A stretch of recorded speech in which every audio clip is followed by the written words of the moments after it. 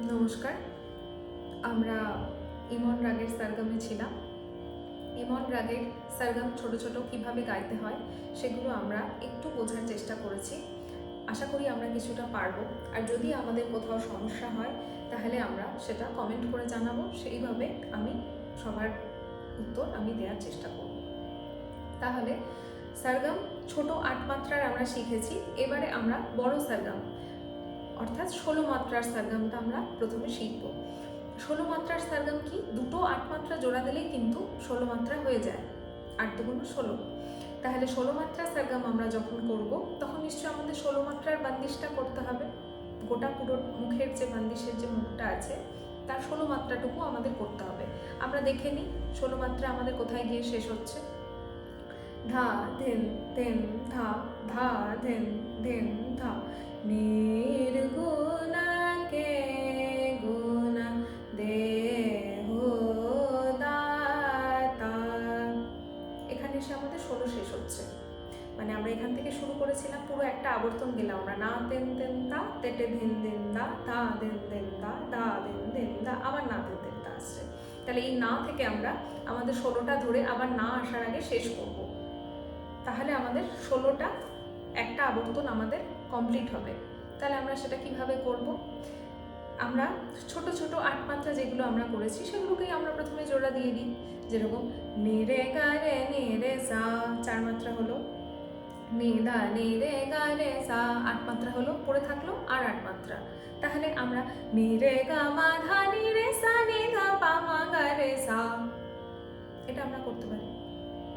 নি রে গা রে নি রে সা, নি ধা নি রে গা রে সা, নি রে গা মা ধা নি রে সা নি ধা পা মা গা রে সা, নি রে গা রে নি রে সা, নি ধা নি রে গা রে সা, নি রে গা মা ধা নি রে সা নি ধা পা মা গা রে সা।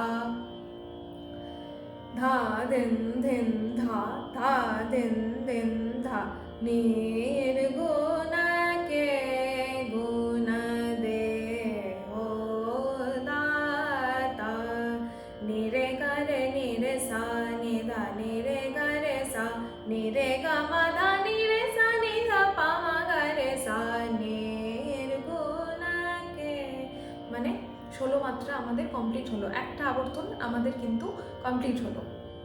এইবারে এই সারগামগুলোকে আমরা ভ্যারাইটি করতে পারি। আমরা রাস্তাঘাট জেনে আমরা অনেকভাবে যেতে পারি।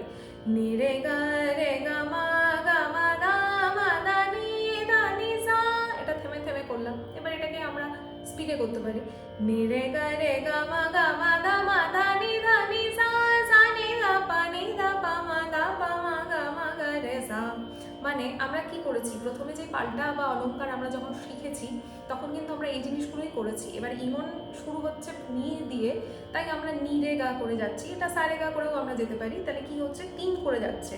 নি রে গা ৩, রে গা মা ৩, গা মা ধা ৩, মা ধা নি ৩, ধা নি সা ৩। আসার সময় কি করছি, ৪ করছি।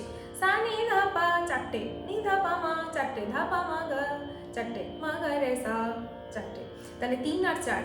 এবারে এটাকে যদি আমরা জোড়া দিই তাহলে কি দাঁড়াচ্ছে, ধা ধিন ধিন ধা, ধা ধিন ধিন ধা, নি রে গা মা দা নি সা, সা নি ধা পা মা গা রে সা, নির্গুণাকে গুণ দে। তাহলে এগুলো হচ্ছে সোজাভাবে আমরা যদি সারগাম করতে চাই তাহলে সেই সারগামের উপায়। এই সারগামগুলো আমরা অনেকভাবেই বানাতে পারি, সেগুলো আমরা পরে চেষ্টা করব। প্রথমে আমরা 3টে ছোট সারগাম, 2টো বড় সারগাম, এইভাবে আমরা করতে পারি। আর তানও কিন্তু রাগের ক্ষেত্রে একটি জরুরি বিষয়। তান হচ্ছে আমরা যেই সারগামগুলো গাইছি সেই সারগামগুলোকে যখন আমরা আকার দিয়ে করব, সারগাম না করে স্বর দিয়ে না বলে তার জায়গায় আমরা যদি আকার বসিয়ে দিই তাহলে সেটাকে তখন বলা হয় তান। এইবারে তান যখন আমরা করব তখন প্রাথমিক অবস্থায় আমরা যখন শিখব, প্রথমে মানে শুরুতে বিগিনার্স হিসাবে আমরা যখন শিখব তখন আমরা এই সারগাম যেগুলো করলাম সেগুলোর সঙ্গেই আকার বসিয়ে দেব। নি রে গা রে নি রে সা, নি ধা নি রে গা রে সা, নি রে গা মা ধা নি রে সা নি ধা পা মা গা রে সা, এটাকেই আমরা আকার দিয়ে করতে পারি। আ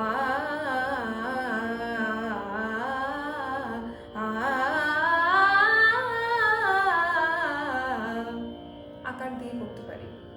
পরের সারগামটা আমরা কি করলাম, নি রে গা মা দা নি ধা নি সা, সা নি ধা পা মা গা মা গা রে সা,